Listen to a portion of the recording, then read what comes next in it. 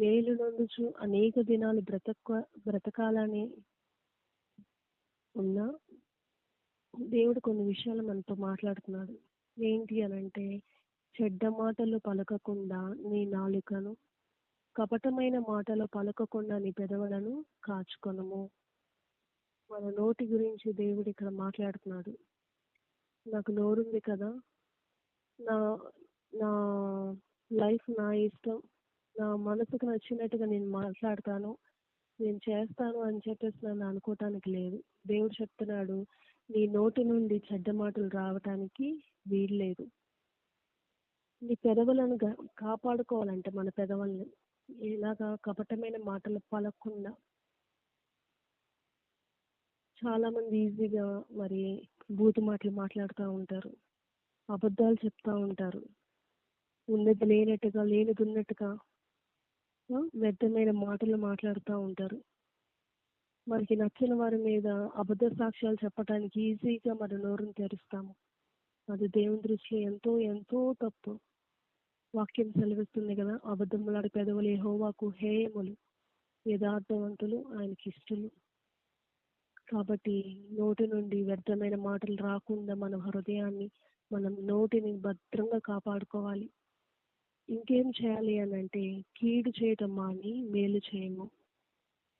చూడండి, కీడు చేయటం అంటే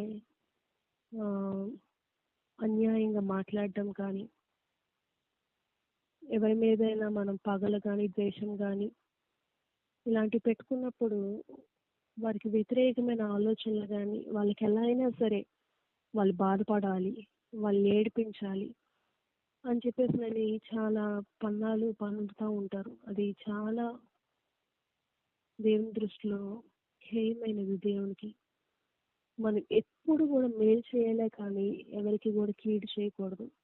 దేవుని బిడ్డలమైన మనము ఎప్పుడు, ఒకవేళ మనకి కీడు చేసినప్పటికీ మనం ఇతరులకు మేలు చేసేవారుగా ఉండాలి కానీ కీడు చేసేవారుగా ఉండకూడదు.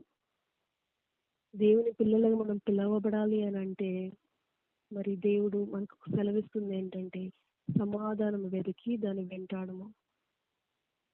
మరి దేవుడు కొండ మీద ఇచ్చిన ప్రసంగంలో ఆ మాట ఉంది కదా, సాత్వికులు ధన్యులు వారు భూలోకమును స్వతంత్రించుకుందరు. ఒకసారి చూద్దాం, అది కీర్తనలు మత్తయి సువార్త 5వ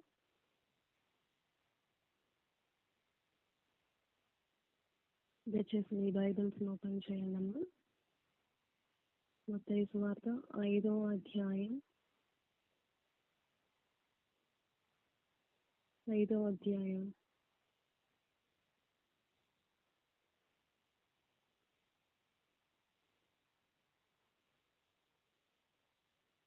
వచనం. సమాధానపరచువారు ధన్యులు, వారు దేవుని కుమారులు అనబడదురు.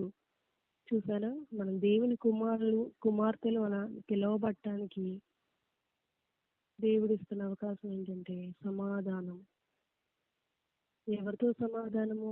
మొదట దేవునితో సమాధానము, దేవుని బిడ్డలతో సమాధానం, దేవుని ఎరగని బిడ్డలతో సమాధానం.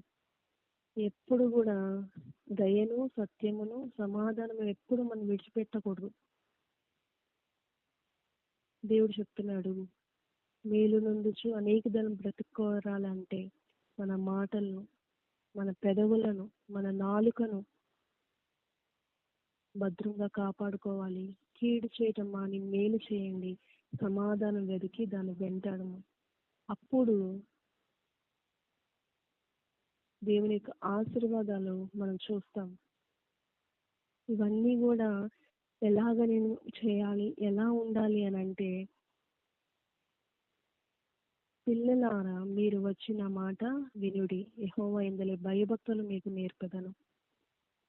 మనం ఆయన సన్నిధిలో కూర్చొని, ప్రభువా నాలో ఈ చెడ్డ మాటలు ఉన్నాయా, కపటమైన మాటలు నేను పలుకుచున్నానయ్యా, కీడు చేస్తున్నానయ్యా, మేలు చేయట్లేదు, సమాధానంగా లేనయ్యా, అసమాధానంగా నేను ఉంటున్నాను, నన్ను క్షమించండి అని చెప్పేసి ఆయన పాదముల యొద్ద కూర్చొని మనలో ఉన్న లోపాలని ఆయన సన్నిధిలో ఒప్పుకున్నప్పుడు ఆయన మనల్ని క్షమిస్తాడు. ఆయనే మనకి నేర్పిస్తాడంట. మీరు రండి, నా దగ్గరికి రండి, మీరు వచ్చి నా మాట వినండి. ఆయన మాట వింటేనే మనం బ్రతుకుతాం. ఆయన మాట వింటే ఆయన యందల భయభక్తులు మనకి నేర్పుతాడంట. హల్లెలూయా. చూడండి, కృపను దేవుడు ఎంత విస్తారంగా మన మీద చూపిస్తున్నాడు. ఆయనే నేర్పుతాడంట. మనం ఎవరికి భయపడాలి? ఆయనకి భయపడితే ఆయనే మనకి నేర్పిస్తాడంట. సో ఇన్ని రోజులు నామకార్థంగా మేలు చేస్తున్నామేమో, మనకి మేలు చేసిన వారికి మేలు చేయటం వల్ల, మనకి వందనం చెప్పిన వాళ్ళకి వందనాలు చెప్పడం వల్ల ఎటువంటి ప్రయోజనం లేదు. అన్ని జనులు కూడా అలా చేస్తున్నారు కదా, ఇంకా వారికి మీకు ఏంటి తేడా అని చెప్పేసి మన దేవుడు సెలవిస్తున్నాడు. సో మన నాలుకను, మన నోటిని భద్రంగా కాపాడుకోవాలి. కీడు చేయడం మానేద్దాము. ప్రతి ఒక్కరికి మేలు చేద్దాము. ఒకవేళ అసమాధానంగా ఉంటే అది ఎవరితో అయినా సరే, ఒకవేళ దేవునితోనే మనం మరి సరైన సంబంధం లేదేమో ఒకసారి పరీక్షించుకుందాం. ఆయన సన్నిధిలో మోకరించి, ప్రభువా, నా తలంపుల్లోనూ, మా ఆలోచనలోనూ, నా క్రియల్లోనూ తప్పిపోయి ఉన్నానయ్యా. నీకు విరోధంగా నేను పాపం చేసి నీకు నాకు మధ్య వైరం కలిగి ఉన్నానయ్యా. నన్ను క్షమించండి, నీతో సమాధానం దయచేయండి అయ్యా. నీకు నచ్చిన కార్యాలను చేయడానికి ఇష్టపడుతున్నానయ్యా అని ఆయనతో సమాధాన పడదాము. మనుషులతో ఒకవేళ అసమాధానంగా ఉంటే ప్రార్థించేద్దాం. అది సమాధాన పడడం అంటే కేవలం వెళ్ళి పలకరించేసి మాట్లాడడం కాదు. మనలో ఆ కోపతాపాలు, ఆ ద్వేషాలు, ఆ అసూయలు, మరి ఇతరుల పట్ల క్షమించలేని మనసును బట్టి దేవుని దగ్గర ఒప్పుకొని, ప్రభా, ఇతరులను క్షమించే మనసు, సమాధాన పడే మనసు నాకు దయచేయమని ఆయన సన్నిధిలో ప్రార్థిస్తే ఆయన మనకి శక్తినిస్తాడు. ఇది నేను కాన్ఫిడెన్స్గా చెప్పగలను. ఒకప్పుడు నాకు కూడా మరి నా ఎడల ఎవరైనా తప్పు చేసినప్పుడు, నేను తప్పు చేయనప్పటికీ నా మీద ఎవరైనా నేరం మోపినప్పుడు, నేను చేయని మాటలు మాట్లాడినప్పుడు నాకు చాలా బాధ కలిగింది. ప్రభా, నువ్వు చూస్తున్నావు కదా, నేను ఈ తప్పు చేయనప్పటికీ నా మీద ఈ నేరం మోపుతున్నారు ప్రభా అని చెప్పేసి ఒక పక్క ప్రార్థన చేస్తూ మరొక పక్కన తెలియని బాధ నా మనసులో పెట్టుకున్నాను. అప్పుడు నా భర్త సెలవిచ్చారు, మనం అలా ఉండటం కరెక్ట్ కాదు కదా. మనకు మేలు చేసిన వారికి తిరిగి మేలు చేయటం కాదు, మన కీడు చేసిన వారికి కూడా మనం మేలు చేయాలి. అసమాధానంగా ఉండటం దేవుని యొక్క పిల్లల లక్షణాలు కాదు. సమాధానంగా ఉండాలి. లేదండి, నా మనసులో ఇంత బాధ ఉంది అని అంటే ఆ బాధ దేవుని తెలుసు, కానీ మనం మాత్రం దేవుని ప్రేమను మన క్రియల్లో చూపించాలి. మనమే సమాధానం వెతికి వెంటాడి వాళ్ళతో సమాధాన పడాలి. అవతల వాళ్ళు ఎలా ఉన్నా సరే పర్వాలేదు, మనం మాత్రం దేవుని దృష్టిలో నీతిగా యథార్థంగా ఉన్నప్పుడు వాక్యం సెలవిస్తుందిగా, ఒకరి ప్రవర్తన యెహోవా దృష్టికి ప్రీతికరంగా ఉన్నప్పుడు ఆయన వారి శత్రువులను సహితం వారికి మిత్రులుగా చేస్తాడంట. హల్లెలూయా.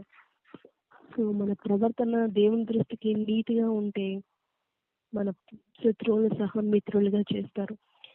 సో సమాధానం మనము వెతికి వెంటాడాలి. కీడు చేయడం మాని మేలు చేద్దాము. కపటమైన మాటలు పలకకుండా, చెడ్డ మాటలు పలకకుండా మన పెదవులను కాచుకుందాము. 15వ వచనం, యెహోవా దృష్టి నీతిమంతుల మీదనున్నది, ఆయన చెవులు వారి మొరలకు ఒగ్గి ఉన్నవి.